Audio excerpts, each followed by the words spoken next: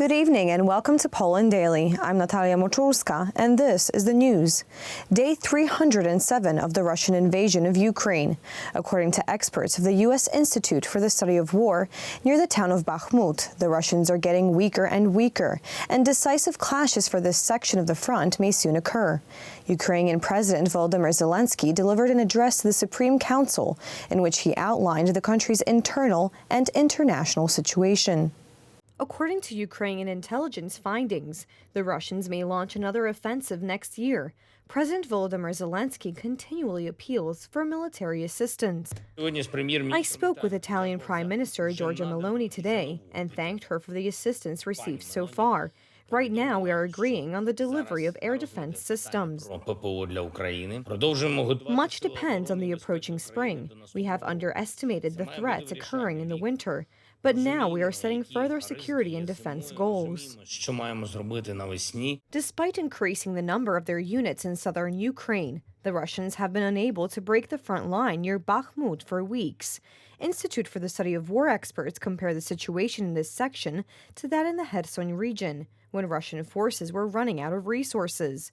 Some analyses indicate that it is the Ukrainians who can break the stalemate and launch another counteroffensive. At the moment, the offensive is stalled. The momentum is not there. The subdivisions are already exhausted. There is a lack of combat resources, and above all, the morale of the soldiers is very low. We see isolated spurts. Despite the relatively stable situation on the front line, the effects of the Russian invasion are being felt in most Ukrainian cities. Local authorities and residents are working on new ways to mitigate the effects of the electricity shortage. In Kiev, volunteers have set up a number of humanitarian points called invincibility centers, which have been equipped with generators, among other things. These points can be compared to magnets that attract the residents of their area. At such a difficult time, people must have a place to come together and help each other. According to World Bank forecasts, the poverty rate in Ukraine could rise to 55%. This will happen if Ukraine does not prevail by the end of next year, as the Russian invasion degrades the functioning of Ukraine and its economy. Currently, the poverty rate is nearly 25%, while before the Russian invasion it was just 2%. The shelling of Kherson continues unabated. It is difficult to estimate the scale of the damage. In the latest hit, a medical facility was destroyed. It is difficult to describe how great the scale of Russian cruelty is.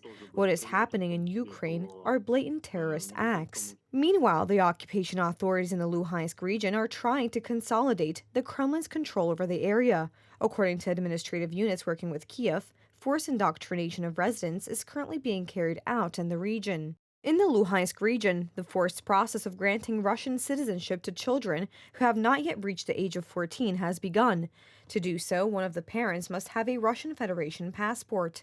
Of course, it is not easy to get one. Those who refuse must face immediate dismissal from their jobs or denial of social benefits. The occupiers have no time to make a decision. Meanwhile, the European Council in recent weeks has agreed on a ninth package of sanctions on Russia. The restrictions will hit the mining industry, which accounts for about 30% of Russia's budget. The economic blockades agreed upon so far are leverage against the Kremlin's war machine. Russians admit that Western sanctions are being felt. It's a fact. Many clothing brands have left Russia. This has had a big impact on me. I need specific clothing brands. Some I liked because of the value for money and the look of their clothes. We always buy only Russian goods. We have everything on the store shelves. Nothing has changed. A lot has changed. The variety of cheeses has decreased drastically. There are dozens of them, too many. Dad, the store is full of them. Not true. Put up with such a man. He's impossible. I couldn't find my favorite Portuguese white wine. Oh, what a tragedy. There is a lot of Crimean wine. In short, we have everything. We will win with everyone. Let's go. Vladimir Putin signed a decree yesterday on retaliatory steps for imposing a price cap on Russian oil. The document shows that Russia will halt the supply of oil and petroleum products to countries that agree to the restrictions. The National Election Commission has questioned the financial report of Szymon Hołownia's Poland 2050 political party. In their letter, officials pointed out that regulations intended by lawmakers to protect politicians from political corruption have been violated. The inspectors pointed out that Szymon Hołownia's political party created the Jaśmina app in 2021 and organized the Poland 2050 Economic Forum without raising any funds.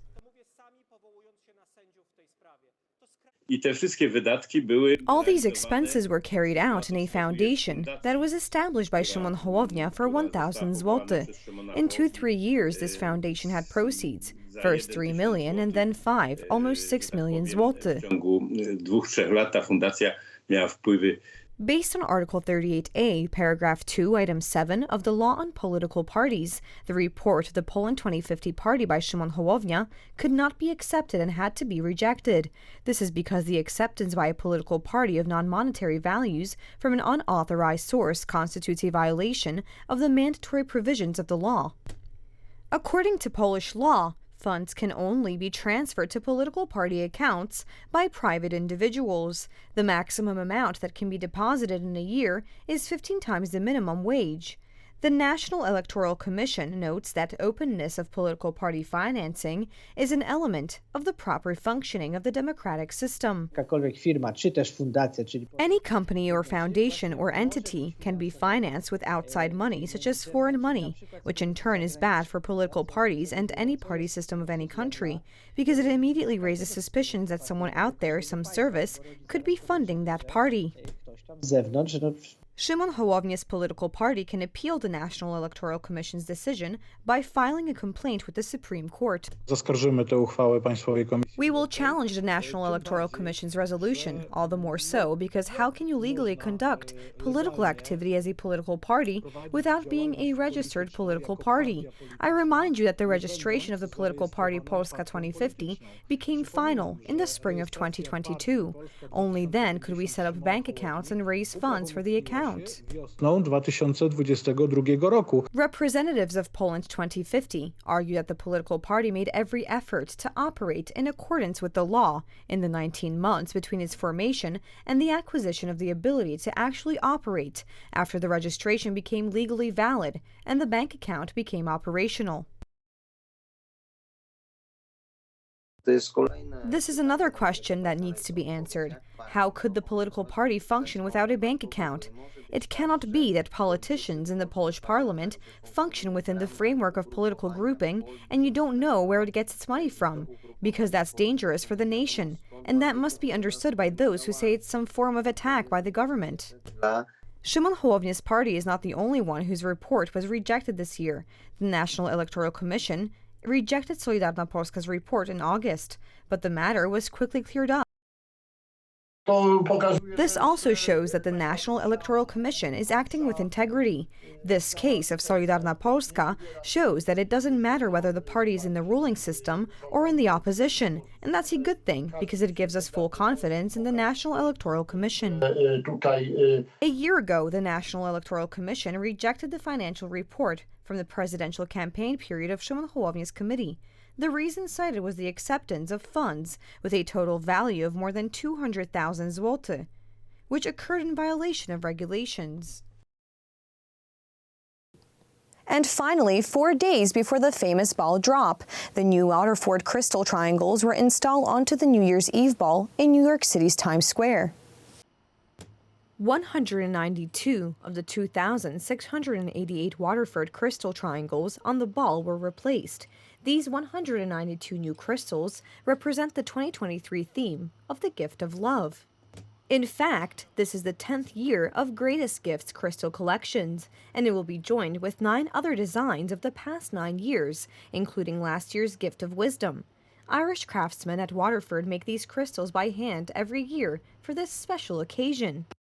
Each and every year, a brand new theme, a brand new cut pattern, and this is actually one of the triangles here from this ball behind me. So I can't draw off this because it's got to go up right here. And you can see these intertwining beautiful love hearts on this, cut on both sides, designed by Irish craftsmen. And this is what's really special about this, and this is part of this brand new theme, Greatest Gift, the Gift of Love. The iconic ball drop has been accompanied with varying levels of restrictions for in-person viewing since 2020. But for the first time since the beginning of the pandemic, this year we'll see no restrictions in place. We need this after the pandemic. We've all gone through an horrendous 2 years. We've come out the other side of it and we've come out better. We surround ourselves with love. We've got everything. 1999 was year one, so this is 23 years of us celebrating with the world. You know, and it's awesome to think that in a couple of days from now, this Waterford ball drops and you're going to have over 1.2 billion people around the world watching this. On New Year's Eve, the Waterford crystal ball will descend from the top of 1 Times Square to mark a sparkling start of 2023. Thank you so much for joining us this evening. Please stay tuned for Poland Daily Weather, Poland Daily Business, and some of our other programs. But for me, it's have a wonderful evening.